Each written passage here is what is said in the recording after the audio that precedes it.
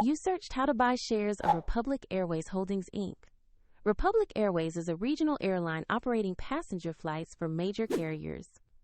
It trades on NASDAQ under the ticker RJET, and this video is for educational purposes only and not financial advice. To buy shares, you need a broker, and I will use eToro as the example to show the process.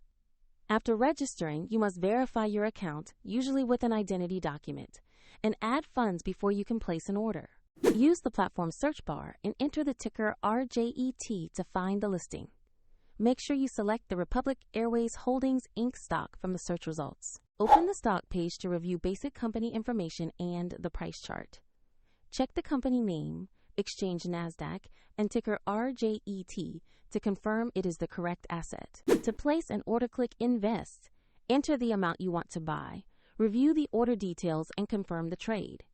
If the market is closed, the order may be queued or set as a limit order.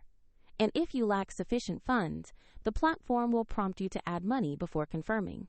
Your new position will appear in your Portfolio or Positions tab for monitoring.